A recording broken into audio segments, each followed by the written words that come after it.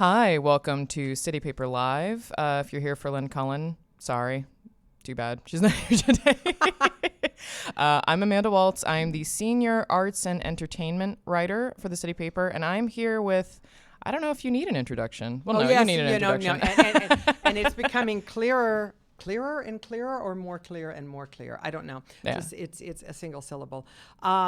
Because as I get older and people who listen, you have a very young demographic. We're getting to the point where people have no idea who I am. Well, and I'm okay for those with that. For those people, this is that. Sally Wiggin. Yep. She is very well known in Pittsburgh. WTAE. When did you officially retire? I'm trying to remember. Because you're still so busy. My official retirement was November 30th, but I didn't get everything finished with Chronicle. So technically, the last time I was on the air was the 19th of December. Okay, yeah. So, but you're so busy. Honestly, it doesn't even seem like you're retired. It's so busy that my eyelid. You know when you're really tired, your eyelid jiggles. My eyelid. Do you have a twitch? Yeah, it twitches when you're really tired. That used to happen when we had, like.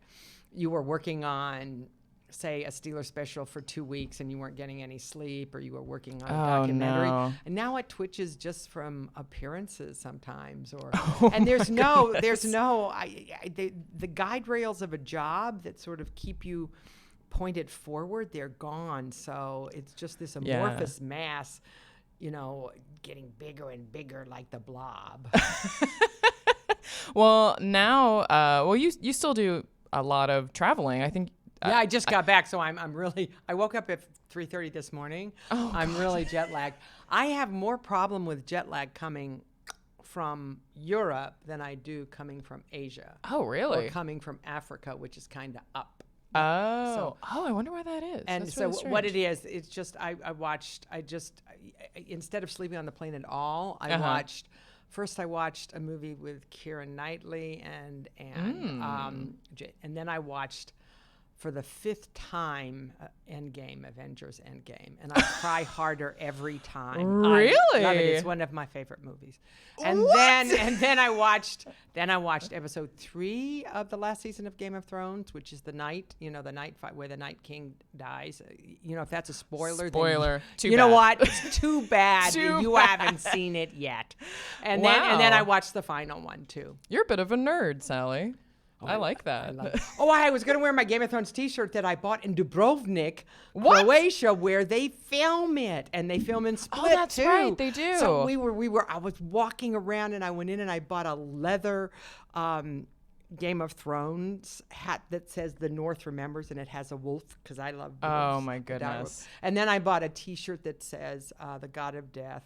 What do you say to the God of Death? Not today. Oh, wow. I am such a geek. Love this. Yes, anyway. There's so many layers to you, Sally.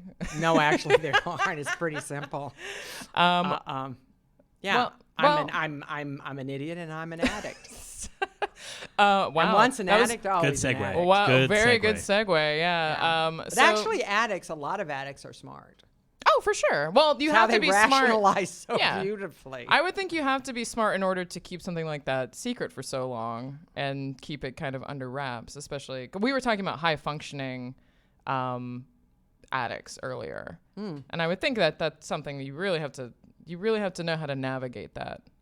But you mean to be high? Yeah, but you know what? Some people don't care, and because our culture is so about that. I was just on a ship with a lot of people, and it seemed what their goal was on the ship wasn't to see things; it was to drink, because most of the wine was free. And I'm not. It this was is a cruise. Unless you cruise? got. Yeah, I'm not going to say what the company was because I'm not going to give a commercial. But it was so funny watching them all, and I mean everything is built around it, and I think people tell themselves it's healthy. Well, actually, it's not. The only small piece is that it does. It has been shown to, in a very minor way, help with circulation. Oh yeah. But this recent study was a global study that the Gates Foundation found is that the benefits of that small benefits for that are counteracted by raising the risk of diabetes, the risk of cancer. Do you know, years ago, a friend of mine did a story at the Cleveland Clinic about what the cancer risks were, and they told her the one thing that was present in all cancers that was a risk factor was alcohol use. Really? Yeah, people. And so people don't want to own it that they may have by over drinking. Yeah. And when we're talking your risk raises, we're talking about if you're going over 4 drinks a week, you are raising your risk for all cancers. Oh, interesting. Well, let me just don't believe me. Yeah. So, you know what? You got me off on a tangent. So no, it's okay. Let no, me let you talk about what this is about. No, you're out of the. I mean, you. No, I came out. Are out of the gates. I love this. This is. I mean, one of the reasons we love having you on anyway, because you're great. But one of the reasons we're having you on is because we're doing a big recovery month, sort of just talking to different people who have dealt with substance abuse in their life, who are recovering. We did a couple stories, one by Ryan Dito that we had a few weeks ago that was profiling a few different people who are in recovery, including author Brian Broom, and then who actually writing helped him with his recovery, which is really interesting. You should definitely read it. I did a story about a gentleman named Kenneth Aqualine, who the reason I wanted to talk to him is he's an intern with State Representative Sarah Innamorato, and she tweeted that he had been saved by Narcan from an overdose 15 times, which I had to talk to him. He was a lovely gentleman. He does so much work now with the community. I actually knew him because I go to Spirit in Lawrenceville, and he's the head of security, and he cards me when I come in. But absolutely great. He was very open about his struggles. But so we wanted to have you on because this is something that you have actually had struggles with, and you're very candid about it, obviously. And I wasn't for a while. I imagine, yeah. I don't think they wanted me to say anything, and then there. You mean your employers? Or? Yeah. And then there is the. It was just recently, it was the last couple of years, but here's the thing about talking about your recovery, because everybody today, through social media, talks about their diseases. And it's a disease. And you wonder, are you talking about it because you want to help people, or are you talking it because you want to help yourself and because everybody now wants a presence? Yeah. Wants a presence in some form of media, and so I think, did I do that because I was promoting myself, or did I do it because I just was tired of not talking about it? Or was I doing it to help people? Because I'm not so sure. What happens is, we found there was a study. I was on the board of Gateway Rehab, and I'm a board member emeritus. And this was, I'd say, 15 years ago. Came out with a study saying that it might be counterproductive to have people. They were having people like Mercury Morris, who was with the Miami Dolphins and who was an addict. And he went into schools and they talked to the kids, but the kids would look at you and say, "Well, hey, you recovered. I'll recover too." Oh no, No. They were finding that it was not necessarily a deterrent. Yeah. I don't know what the studies have shown about it now, but recovery, being able to stay in recovery is hard. Yeah. And recidivism. I'm on my 3rd recovery. Yeah, I was reading about that. I'm on my 3rd recovery, and if I.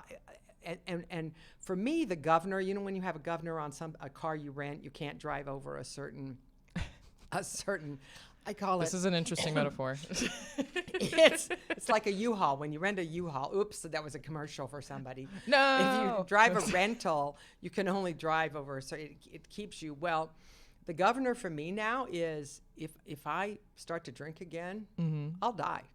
I will die. Well, because you also have a pretty serious health condition. I have a really serious heart condition, and several actually. I have about 5. Oh my goodness, Sally. No. So, and alcohol could have contributed. Probably did contribute to one of them.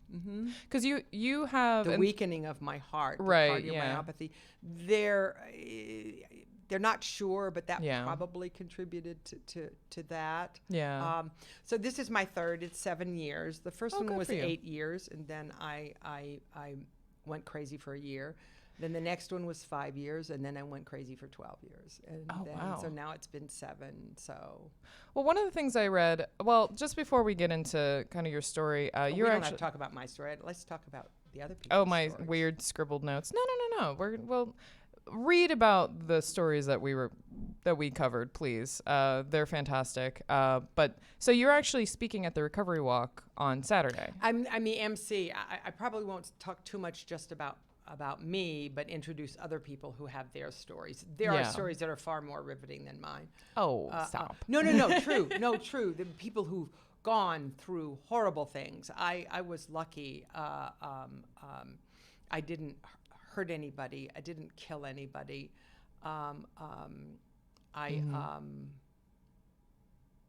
It was more just something that. I'm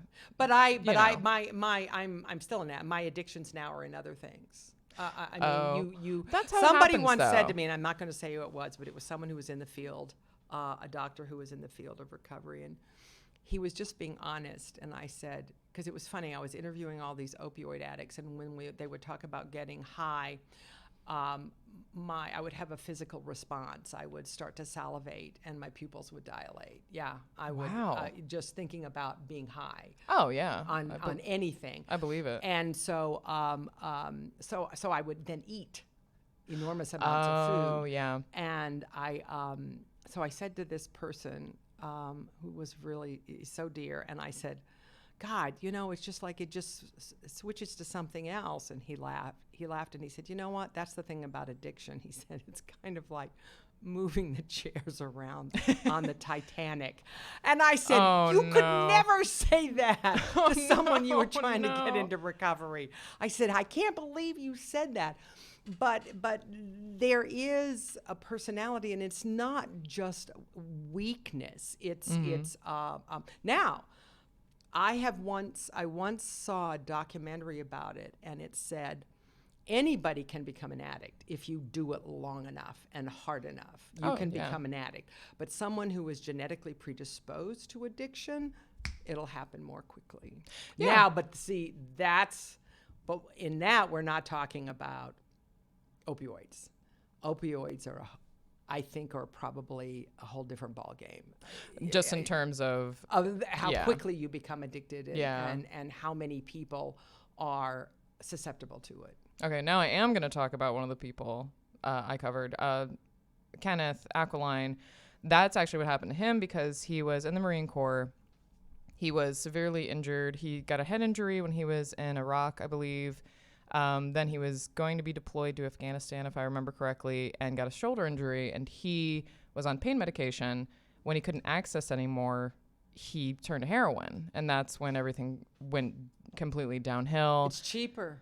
Yeah, we were talking about this earlier. Because he actually said something that you mentioned, which is OxyContin is basically just legal heroin. Yes. Yeah. He said the same exact thing. It's the same. It's the same composition. Yeah. Of heroin. Yeah, and not that the same is composition, but it has the same effects. Right, and it makes sense that it kind of makes me think of with Adderall. A lot of people were turning to when you couldn't access Adderall anymore, you turn to other drugs and you turn to get that sort of like high.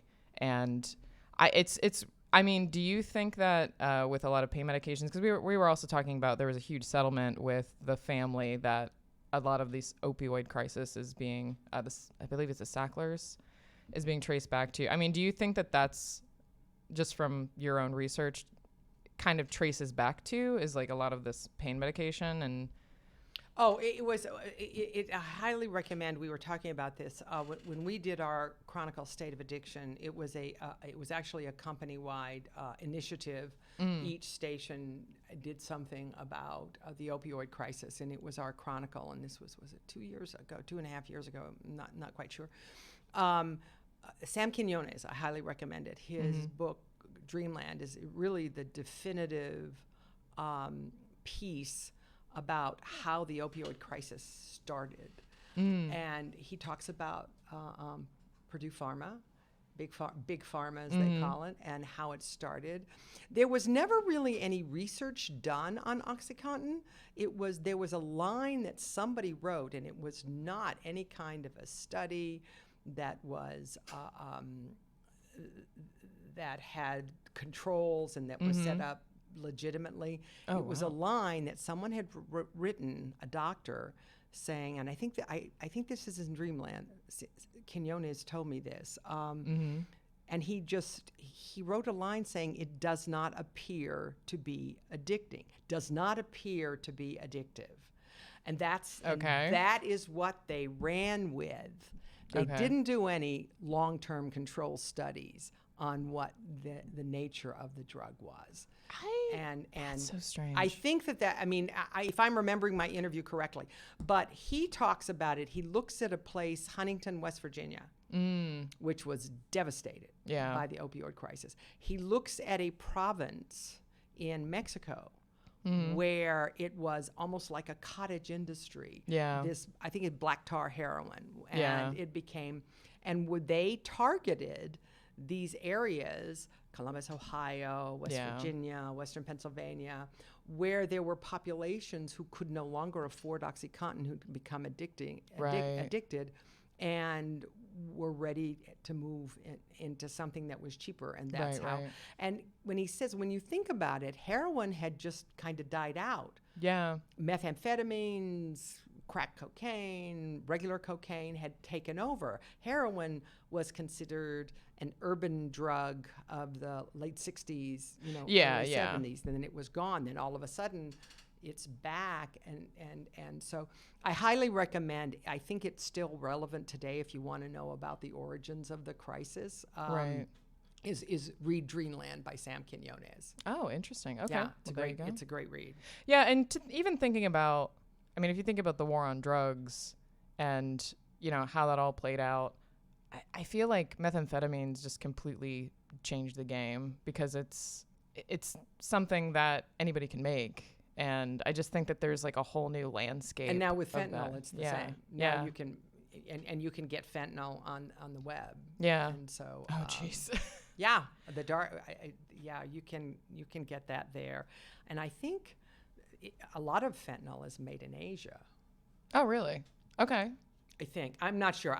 This is all memory about things that we talked about and people that I interviewed 2.5 years ago. Okay. And so, but now fentanyl is, and you know what? I had to have a cerebral angiogram a year and a half ago, and I get all excited when I get to have an angiogram. I mean, there is a risk, but I get to have drugs. You get excited as in you get... I get to have drugs. Oh, I see. Okay. And so I was telling them, can you, I know you have to leave me awake so I can help you. Yeah. But can you give me a little bit more? Oh yeah. Wow. And so I said, what's in there? And he said, fentanyl. I said, oh my God, I'm not going to become addicted, am I? And I said, but will it feel good? And so that's, Do you ever worry that... I got to the point, I would tell people that I've had one cerebral angiogram and 1, 2, 3 heart catheterizations. After the first heart catheterization, as scary as that can be, I actually looked forward to them because I could have drugs. That is so... I mean, it's got to be, to some degree, I mean, it has to be a little frightening knowing that you enjoy it that much, and I don't know. No, it's just, it's because, and I'm addicted now to this. Diet Coke, yes. Yeah, well, diet, whatever, and now they say you have an early death if you do these. So it's like, so I was trying really hard not to, but I was a little nervous about this. So I said, oh, well, I can do this. Yeah. And it has, yeah. And it's funny because once again, I just want to emphasize, I think anybody can become addicted to OxyContin. I believe that too. If you don't take it. I was in a really bad car accident. It's my fault. Year and a half ago. Oh, wow. That was recent. Yeah, and I was in the ER in up near Grove City. And so it was pretty, the state trooper said I was lucky I wasn't killed. And, jeez. And I didn't hurt, well, never mind. Let's not go down that road. But anyway, so they offered me some stuff. And I said, I was proud of myself. I said, no. I said no, and I can't take ibuprofen because I'm on a blood thinner now. So there's not a lot that I can take. It's so you just get, suck it up. Yeah. Ooh. So you just kind of endured the pain. Take Tylenol. Oh boy. Okay. Yeah. I mean, well, let's just talk a little bit about, so I was just reading one of the things. I have to drink this. That's okay. I've been drinking this coffee, so I don't know. We all have our things. We all have our dependencies. So I interrupted you. No, you're okay. But yeah, so it's one of the things I read was you kind of trace your own struggles with alcoholism back to high school.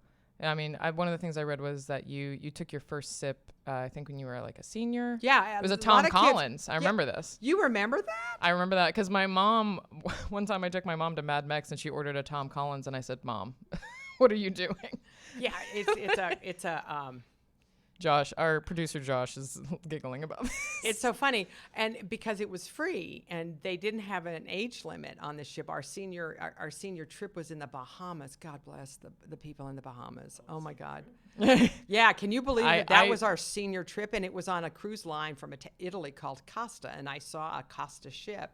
Wow. In some of the ports when we it's still around. Yeah. Oh, okay. But it wasn't that big. They're about. But anyway, that's beside the point. So yeah, I had my first drink, but I didn't tell my mom, and I didn't drink again after that. I just had a couple of those, and then I didn't drink again because I knew about my father, but I did not know about my father until he died, and it was in his obituary that he had been had worked with the National Council on Alcoholism and with AA in volunteering and doing work for them. Oh, really? And in his obituary, and I'm like, and I asked Mother, what? Yeah. Because he was in recovery. But I didn't understand why my parent, and my mother wasn't an alcoholic, but she didn't drink because of him. And I was like, I didn't understand why people came to our house for parties and they drank, and some of them got very drunk, and my parents didn't. Okay. And then finally she told me, and so I knew what the risk was, but then I got to high school and I'm like, they didn't talk about genetic predispositions. I don't know. I got to college and went kind of nuts. And that's kind of when, do you feel like that's kind of when it started? Yeah, but I was a binger. I didn't do it all the time. I would binge. Okay. But eventually if you binge long enough. Yeah. But and it's so funny, somebody will say, well, you can't hold your liquor. It's actually quite the contrary.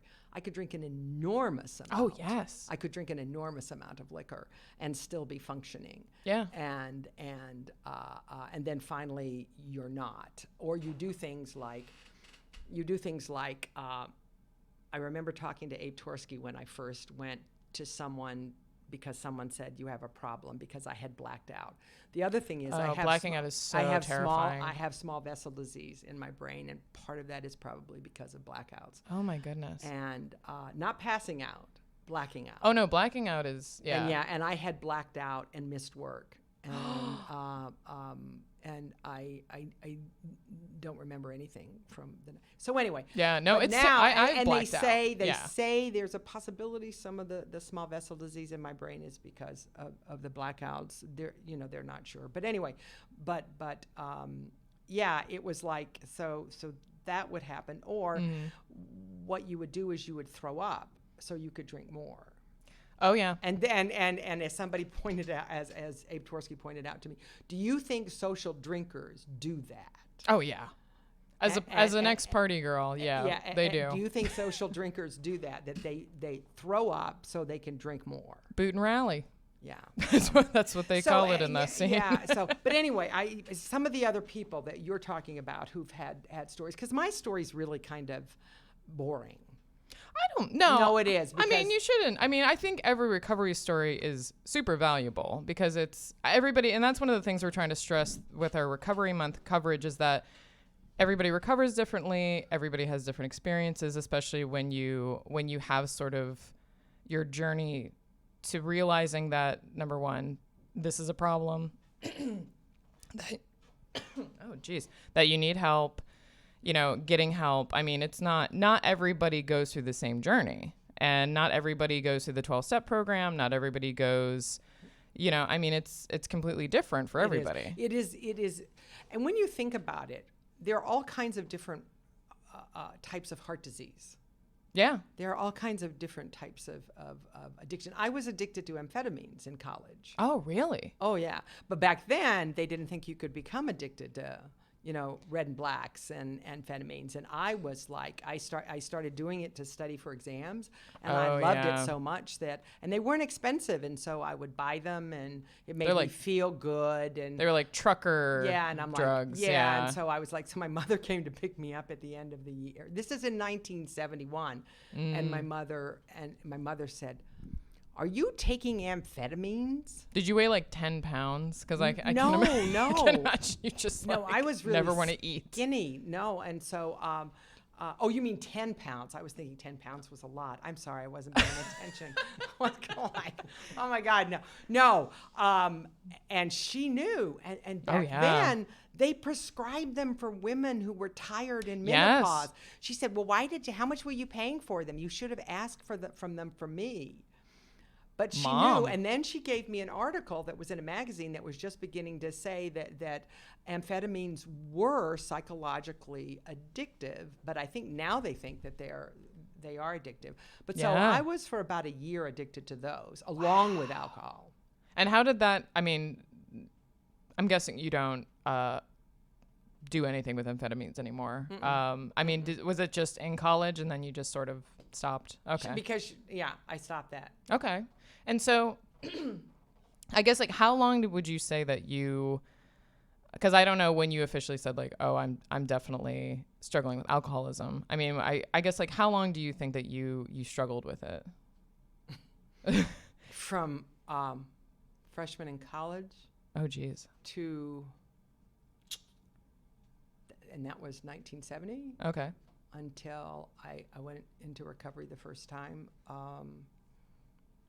December 13th, 1983. Oh wow, you know the exact date. I had the blackout. I had the blackout. Yeah. And were you working? A lot at of that times time? It was because of a guy. Guy didn't make me drink. I just was so shy. I wanted to feel better, and I was not so shy around men. Right. When I had something to drink, so I would slip and go out of recovery, and the men never asked me to. Mm-hmm. It was just I was trying to be funny and attractive, and I thought that alcohol made me more so. So I would go, and all it took was for somebody to say, "Oh, you can't be an alcoholic," and I would start to drink. If it was the guy I was dating, and I would start to drink again. Wow. Oh yeah, that's how quickly it would happen. I mean, do you? And actually, there is a very famous golfer. Her name is Laura Ball. She almost died. She had alcohol poisoning, and she was a very on the tour. She was very young, very pretty, and she was really shy. And she said she began to drink. They were handing out champagne, and she had some champagne, and it made her feel stronger. It made her feel. But I was very unattractive when I drank. I said the most disgusting things. Oh my God, the swear words. I once stood up on a table in a restaurant screaming this word that no one would say. Oh yeah, no, I was. Can we say what it starts with? No. F or C? No. The C. So okay. I don't know why I just giggled. Like it's not funny. No, it's not funny. It's not funny. No, but see, that's the thing. No, because I've been there. I've been there too. People laugh. I've embarrassed myself when I was drunk. No, it's something that and I have actually blacked out too. I was in New York City, and I had a friend who, I hadn't seen her in a while, and I was like, let's hang out, and we went. I think we were in Manhattan, and she just paid for all the drinks. She just bought all my drinks, and I woke up the next morning having no idea what happened. And it was so terrifying, and it never happened again. But yeah, I mean, I've been embarrassingly drunk, but I think it's that thing where, you do it and it's like, okay, that was bad. I'm never going to do it again. But I think I guess struggling with alcoholism, it's kind of like you were saying, oh, you can't be an alcoholic. And then you you just kind of start doing it again? Or I mean, is that kind of? I knew. It was not my first blackout. Oh my gosh, I would black out in a bathroom, and someone would find me there. Oh no. That was when I lived in Birmingham. It was also, I mean, oh my God, I threw up all over the side of somebody's car, and it took the paint off because I didn't say anything. Oh and my. He's actually became a very famous national sportscaster. Wow. Okay. Yeah. Okay. It was disgusting. Yeah. And you don't want to be that person who, oh yeah, you're the one who vomited on my car. On my car. Yeah. Not in it, on it. Oh. I stuck my head out the window and it went all over the side of his car. Oh my goodness. It's not, you know what? People tell stories and they laugh about it. It's not funny. No, it's not. It's disgusting. Well, my father, so my dad, not to make this all about me, I'll just tell this and then, but my dad was a cowboy and a construction worker in Texas through, I would say like throughout the 70s. And, you know, he would tell stories where he would, you know, they would drink all night. They would get up the next morning, do construction, go do rodeo and travel everywhere. And we never drank in my house ever. Like my mom and my dad never drank. I think like maybe we had what my mom likes to call like wine slushies on New Year's Eve. That was literally the only time I saw them drink. And I asked them why. And my dad said, you know, back when I was doing rodeo and we were drinking so much, I had a really bad experience. I think it was in Oklahoma where I realized that if I kept drinking, I was going to become an alcoholic. And so he just quit. He just stone cold quit. And like, well, it sounds like he already was an alcoholic. It sounded like he was already an addict. He was already, I think he was there. And he just decided, I'm going to stop. When you drink, it's just, well, then you have a genetic predisposition. Yeah. Well, it's funny because like, do you drink? Oh, I do? Yeah. Why? Nobody knows why. Well, I mean, you know what? We're making this really personal. You've blacked out several times. I'm making it personal first. Yeah. Why are you drinking now? Yeah, it's kind of like what you were saying. It relaxes you. It makes you feel cool. And I mean, I think that But it doesn't do anything for your health. No, it doesn't. It's bad for your health. No. Well, that's the thing. My dad was also, he did snuff for a long time. I think he quit because he actually had a heart condition. And he finally quit. He got stents, and he just said, okay, well, now I'm going to officially quit. But, I mean, that was like, I think he started when he was a teenager with snuff. I really do highly recommend Google Bill Gates Foundation, global alcohol study, Lancet, and Google it and read about what that drug does to your body. But, you know, let's go away from alcohol and go back to, because it has, alcohol is probably more widespread as an addictive drug, but one of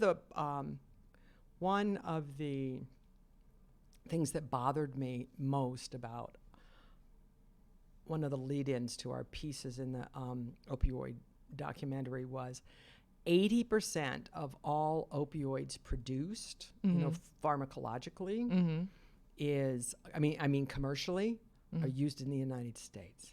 80%. 80%. But I heard in one of the stories yesterday that Purdue Pharma wants to start exporting to Europe and other countries. Oh no. Yeah, let's spread addiction to all these other countries. Oh no. Yeah. Oh, that's scary. Okay. There is what was it that Sam Quinones said? He said, we have to approach pain differently. Yes. And find other ways. And there's an attitude in our country that you're not supposed to feel any pain at all. Mm-hmm. Yeah. But the other thing is there have to be other ways to deal with pain that we're investigating, and there are people who are doing that kind of work. Some of them are right here in the at the University of Pittsburgh, and in and other medical centers around the country to find better ways to address pain that don't have to involve addiction. I think that it's important. It's not just a matter of will. In some countries, they think that addiction is a matter of will. It isn't. It really isn't. Yeah. Well, it's something that I think it's obviously stigmatized for a long time. Do you think that, because you mentioned before about people talking about it on social media, do you think it is becoming less stigmatized, being upfront about it? Or do you think it's just being approached differently? No, I think it's less stigmatized, but I think it is because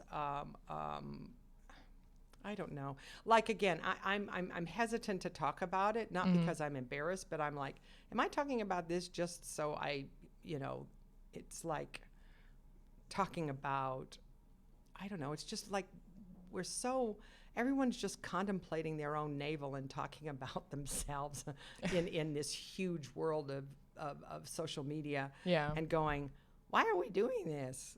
My life isn't any more important than anybody else's. Why are we telling everybody? And so I don't know why I did it. Oh, I know why I did it. One of the reasons I did it, the way that I got out of it is that I was not going to stop drinking unless I backed myself into a corner. Yeah. And I think I said that. You did say that in one of the articles I read, yeah.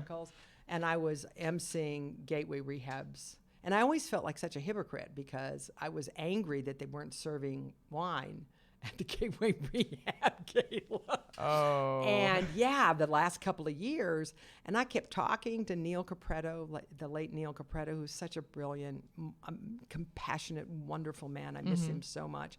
And Abe Torsky. And I remember I went over to Abe and I said, I'm drinking now. I said, can I be an addict and still drink?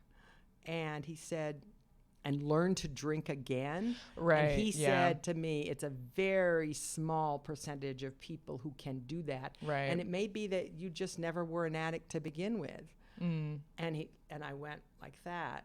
Yeah. And I remember kneeling at his feet, and I had to go back up to the podium. And I thought, you're never going to stop unless you back yourself into a corner and go public.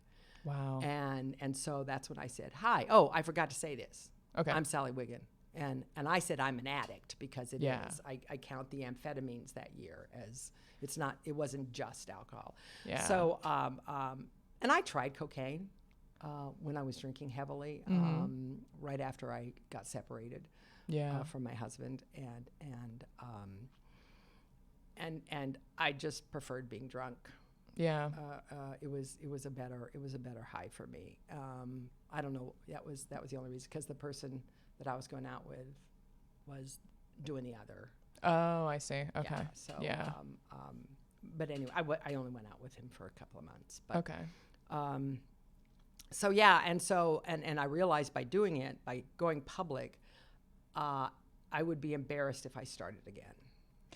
Yeah, I mean, and I feel like that's part of the stigma, though, I think. I mean, speaking as someone who has never struggled with this, I can't, this is just something that I'm assuming, but, I do feel like that is part of the stigma, where it's, everybody's expected, like, oh, you're in recovery, you can never do this again, or like you're supposed to act a certain way, and like Well, you really shouldn't do it again. No, you shouldn't. They've done studies, and so far there hasn't been a drug developed that really, they're working on some drugs that allow you to do it. I mean, they're testing them. But I asked, he was the head of anesthesiology. He still is. He's the head of anesthesiology at the University of Pittsburgh. Okay. He was at MD Anderson. And one of his studies that he's doing is how to treat pain and anesthetize.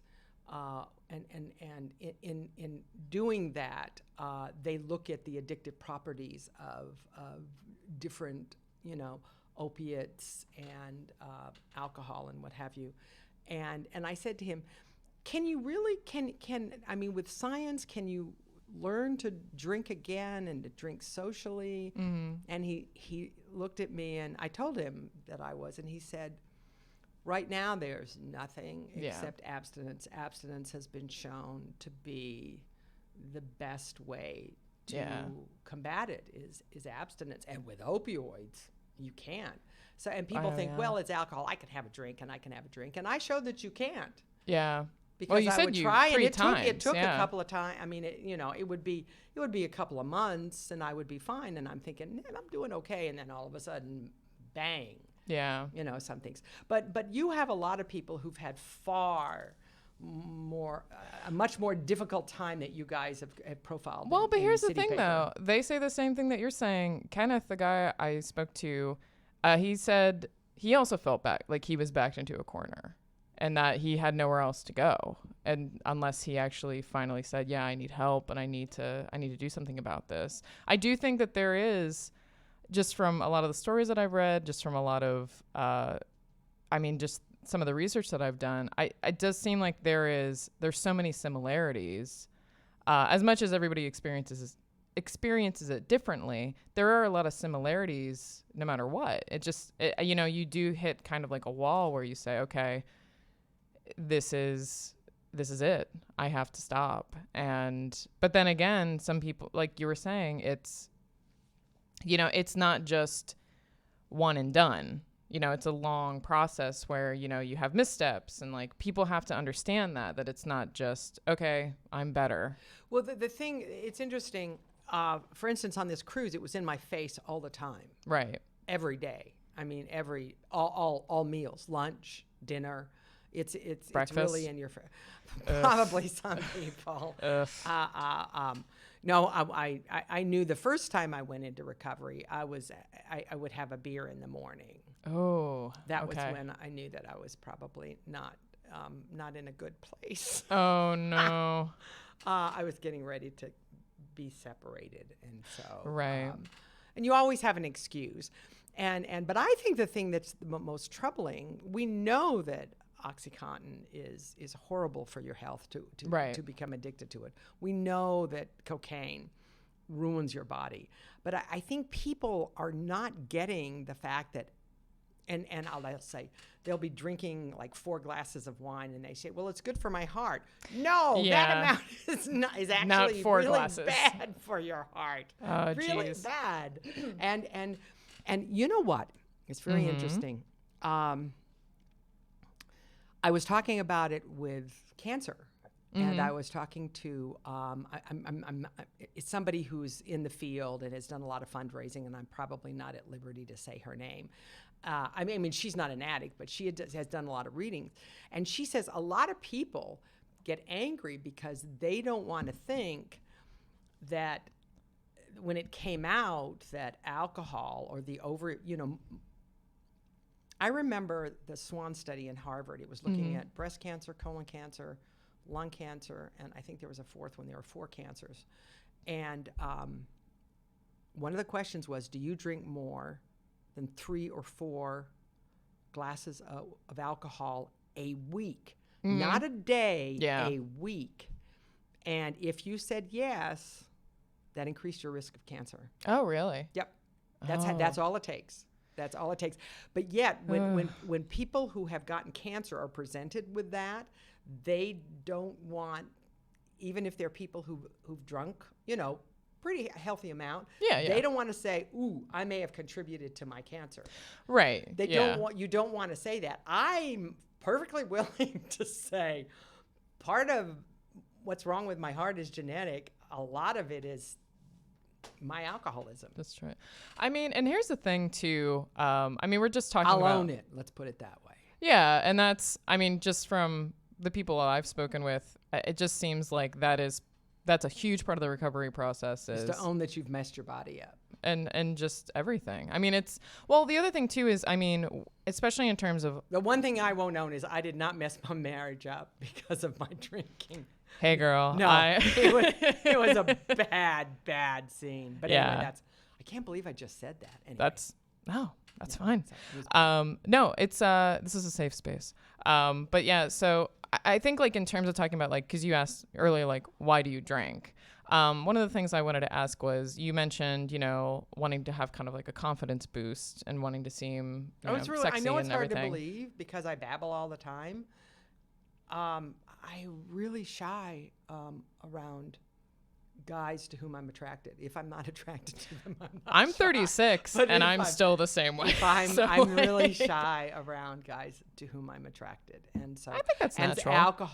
Alcohol was such a confidence booster.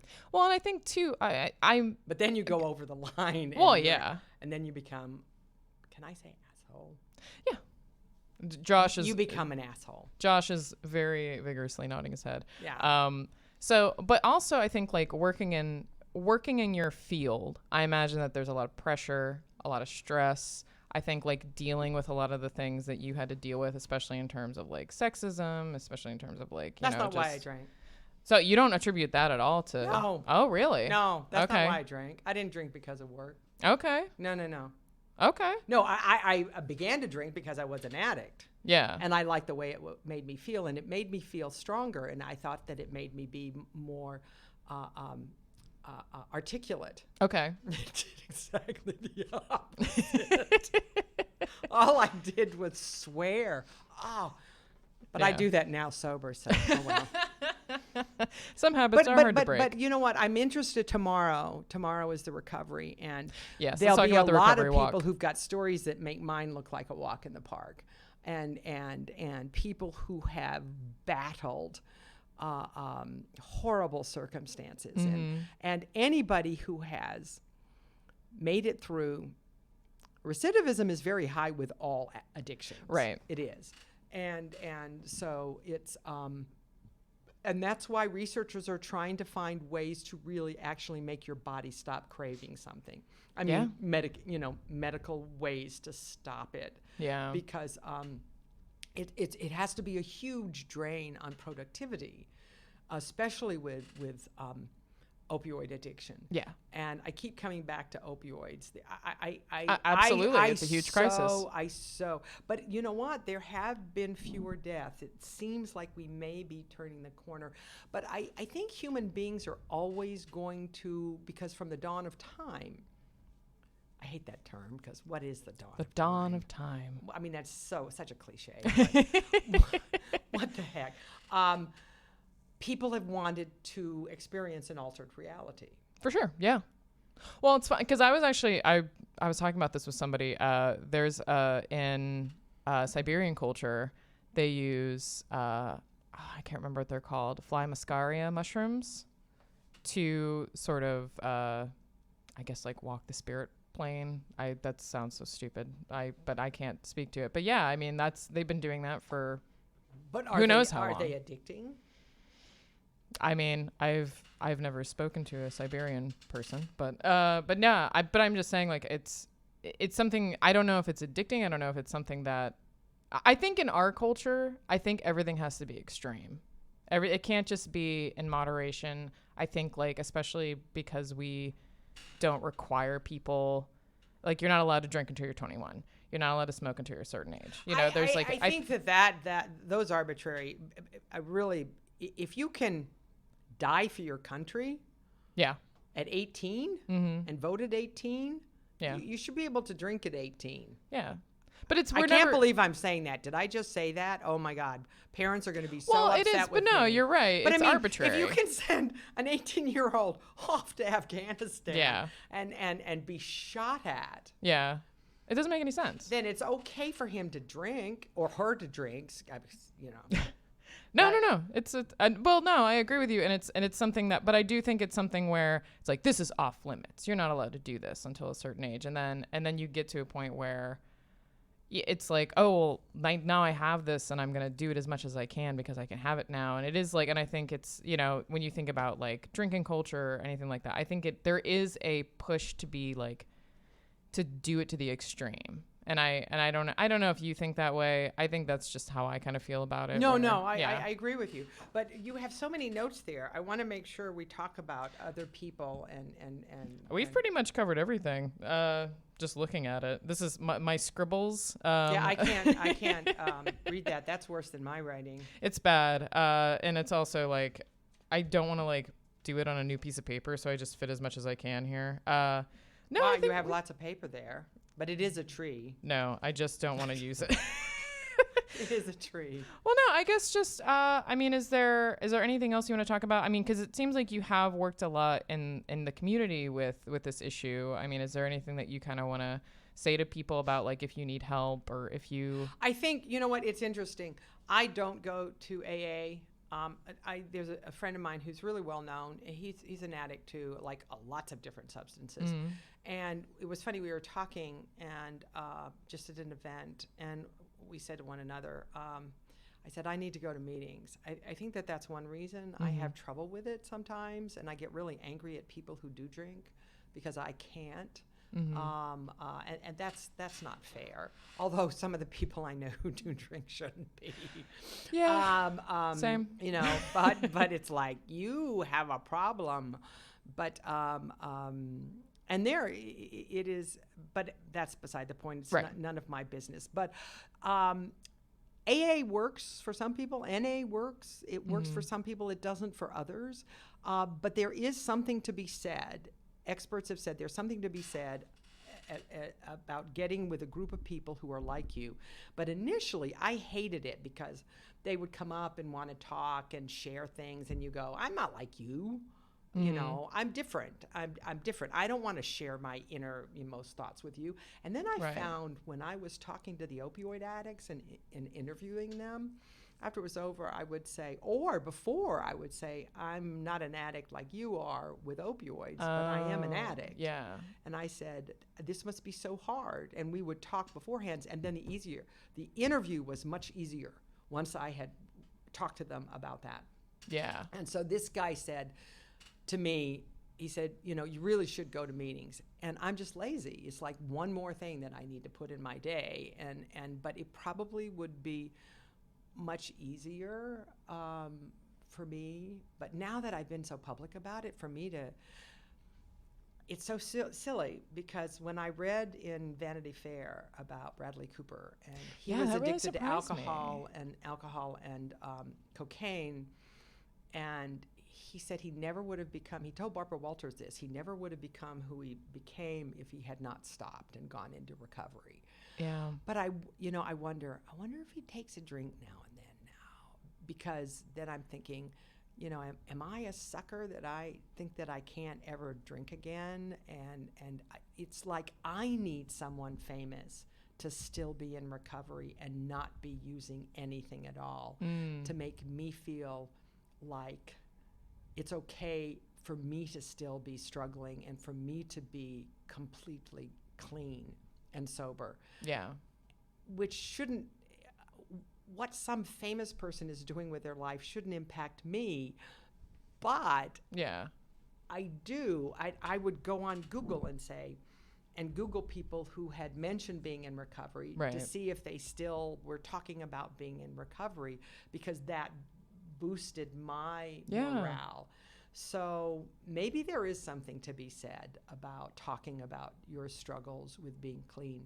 And that the best way now, until they come up with something that can stop you from being an addict, but so far I don't think that they found something that's foolproof. Yeah. Or that's effective enough. Yeah. That's effective enough to say you take this every day and you can go ahead and drink and it won't impact you. Yeah. And I think that what you were mentioning where it's you kind of feel resentful or you kind of feel like, oh no, I'm missing out. Those feelings are totally valid. I mean, that's something I actually, when I watch people who are drunk, I don't think I'm missing out. Really, you need to think about what you look like when you're drunk. One of the things that annoys me the most, I mean, and I'm annoying sober. I know that. I am. I'm extremely annoying. No, I'm extremely annoying. I've been told that by a lot of exes. Well, they were. No. Trust me. No. They had valid points. No. But anyway. What was I? Nasty. Now I've forgotten. That's another thing that's gone. Being annoying while being drunk. Well, being annoying. Oh yes. Thank you. Thank you. Producer Josh, everybody. Josh, thank you very much. Being annoying while being. I love that. Being annoying while being drunk. One of the things that happens when people are drunk is they say the same thing over and over again. Mm-hmm. And I'm like, can you believe I'm saying I'm like? Don't say that word. I want to say, Do you know how many times you've said that sentence? Do you know how many times you've Right. told that story? Shut up. Also, don't touch me. Oh, that's another thing. Oh, and then they get right in your face. And it's like, boy. and then the other thing is when people don't realize, I had a friend who did this. She drank too much. She also took Paxil every day. And I finally said, don't you Paxil. understand that when you drink alcohol, on that day, it cancels out your antidepressant. You're canceling out the effect of that because alcohol is a depressant. It's a stimulant, but it's also a depressant. It wakes you up. And when people say, oh, I take a glass of wine, it puts me to sleep. No, it doesn't. It wakes you up. Look at any sleep suggestions. Don't drink before you go to bed. No. And go to a party where people have been drinking. They're up till, why do you think you're up till 4 o'clock? And I'm sitting there like, I'm falling asleep. This is so boring. And then I go home. Yeah. To be fair, I stay awake very late when I'm sober. So. Oh, you do? Oh, that's just because I'm a ghoul, but. I watch television too much. I'm trying to catch up on Succession. Do you watch Succession? I watched the first and episode. They drink a lot. Oh my goodness. Oh my God, did they drink a lot? I had a tough time with it. The first episode. Does it get better? No, it's very good. Actually, it's very funny. It's dark comedy. But here's what I get upset about. It's become a dramatic tool to have somebody be in recovery and then like they relapse. Because it's a dramatic tool. Yeah. And I hate it. Mm-hmm. It's really, I mean, can you just have somebody who stays sober, who stays in recovery? It's an easy device for sure. Oh yeah, Just to it's say, like, yeah. oh well, and it is true that recidivism is high with many kinds of addictions. Oh sure, yeah.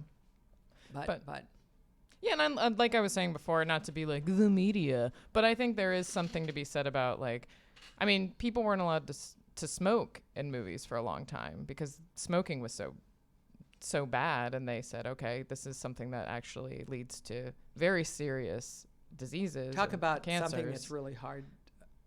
To stop. Yeah. I've known so many people. Yeah. It is nicotine is so addicting, and I feel so bad for people who are trying to stop because two of my friends they're married and they're both going through the process of quitting smoking, and I'm like, I don't want to be in your house while you're both going through this process because I can imagine it's frustrating. Well, I remember, it was so funny. It began to annoy me. Did you ever watch Scandal? No, I should though. Every time she came home and there was a crisis, she had this big glass of wine. Mm-hmm. And I'm like, really?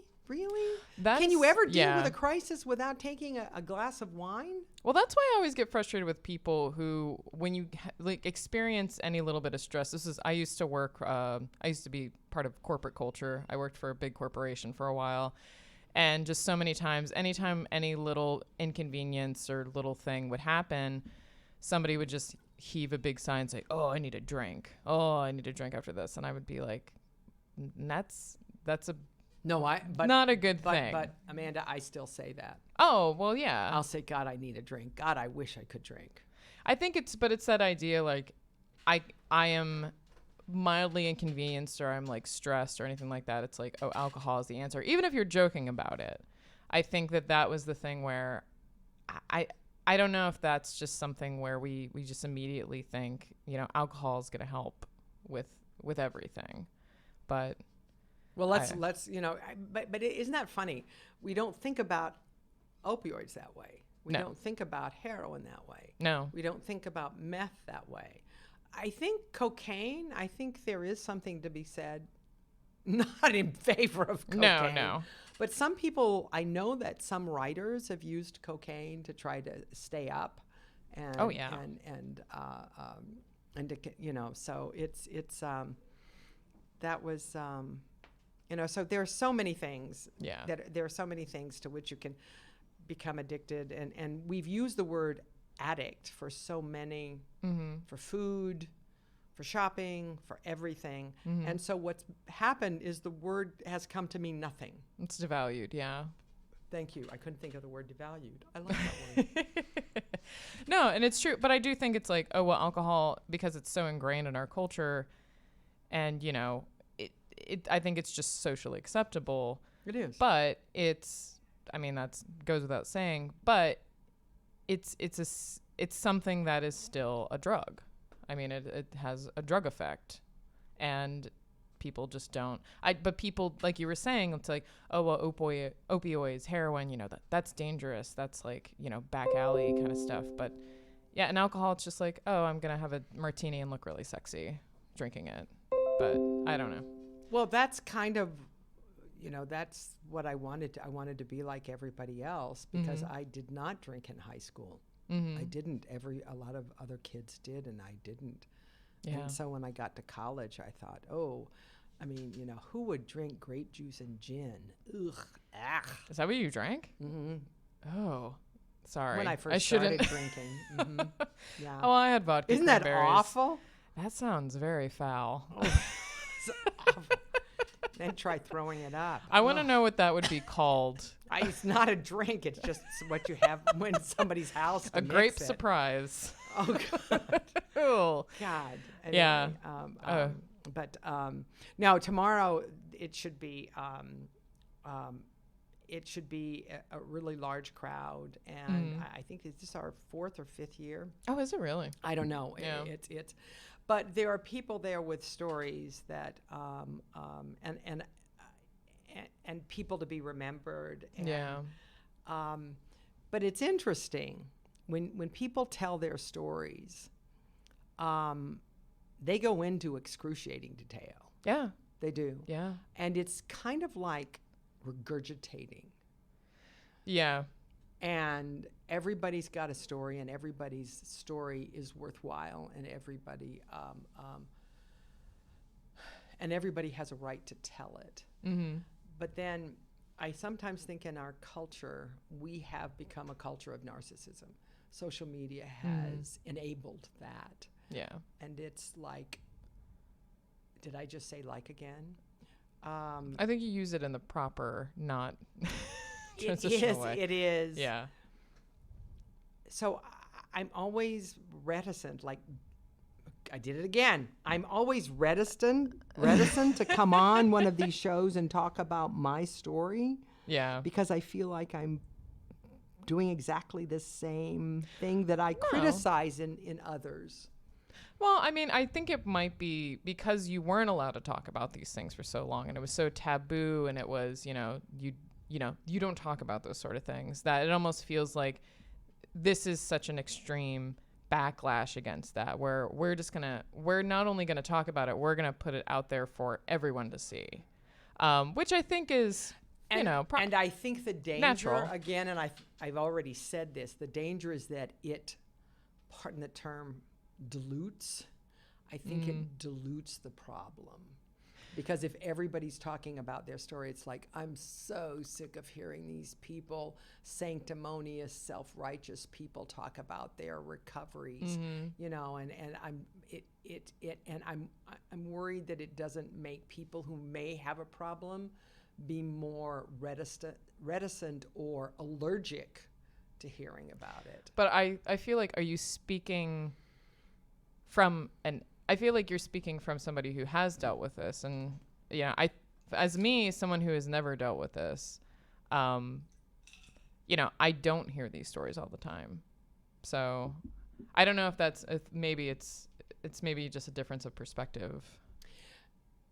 I have to tell a story. Okay. I'm looking at it. Oh, we're over. We're over. We're way over. We need to be quiet. Josh, why didn't you say anything? Goodbye. Just gonna let it go, No, and goodbye. an anecdote of on before the show, Sally was worried that she could not speak for an hour and was wondering and hoping What time is it, that Josh? there Wait, would be wait, that there would be I- other guests to fill the time. I tended to get repetitive. I do think I think we did it. I think we could keep Why going. didn't you say something, Josh? Really? No, I'm we not need going to to interrupt stop. in the middle of Oh my gosh, of a conversation. yes. No, What time is let's it? stop. It's 11:04. We need to stop. Oh, well, okay. Bye. Well, that's not the way you end the show. That's our new closing. Bye. Bye. We're Well, done. With my nasal. Well, Sally, thank you so much for coming on and Amanda, and talking thank about you. this. This is great. By all means, Recovery Walk is tomorrow. What time does it start tomorrow? I think I get on stage at 9:00. But Okay. I think in order to get parking, some people are going to get there at 8:30. This is going to be at the waterfront, correct? Or no? No. Sorry. Wait. Ooh. Josh Where is is looking it? it up. Josh, quickly, not on look this it up. computer, but yeah, No, wait. it'll take 35 minutes. I think it's oh, shoot. Oh, I think isn't it I'm sorry. across from Heinz History Center in Josh is looking it up. parking lot? Producer Josh is looking it up, everyone. Wait a minute. In the Strip? Did I Not mess the you up? Strip. I think I messed up. Oh, no. Downtown Pittsburgh says the homepage. Okay. So downtown Pittsburgh.